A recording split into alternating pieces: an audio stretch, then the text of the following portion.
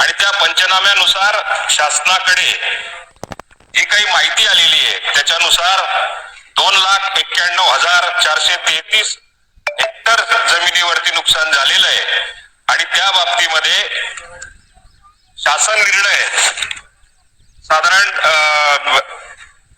5 February 2024च्या मंत्रिमंडळाच्या बैठकीनुसार NDVIच्या निकषानुसार या सर्व शेतकऱ्यांना आपण मदत करावी लागणार आहे आणि ती केली जाणार आहे।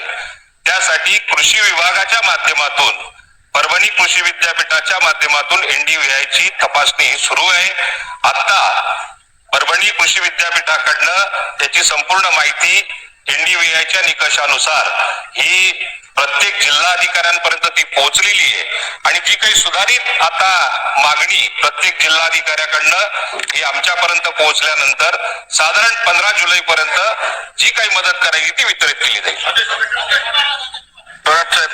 अध्यक्ष महोदय, एकंदर मागील वर्ष जे होतं पाणी टंचाईचं होतं, दुष्काळाचं होतं, या परिस्थितीतही शेतकऱ्यांनी ज्यांनी पिकं आणली आणि विशेषतः जी काही बारमाही पिकं होती, फळबागा होत्या, इतर पिकं जी आणली होती त्याचं नुकसान जानेवारीमध्ये अतिवृष्टी नाही, वादळ होतं, त्याच्यामध्ये वादळ होतं संपूर्ण।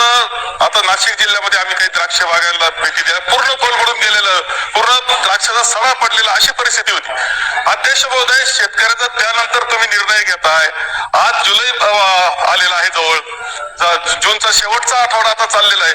अशा वेळेस तुम्ही 6 महिने त्या शेतकऱ्याला मदती करता काही निर्णय घेत नाही, फक्त कागद फिरत राहत आहेत। याचा अर्थ असा की शेतकऱ्याबद्दल कोणतीही सहानुभूती ओलावा तुमच्या मनामध्ये नाही सिद्ध होते।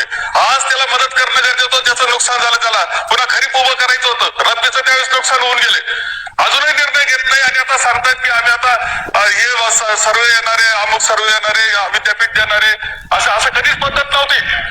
अतिवृष्टी करता जी मदत करायची, गारपिटी करता मदत करायची ती त्या महिन्यामध्ये फार 2 महिन्यामध्ये व्हायला पाहिजे। 6 महिने निर्णय नाही तुमचा, हे बरोबर नाही। आपण हे या अधिवेशनामध्ये हा निर्णय तातडीने जाहीर करणार का, तेवढा माझा प्रश्न आहे।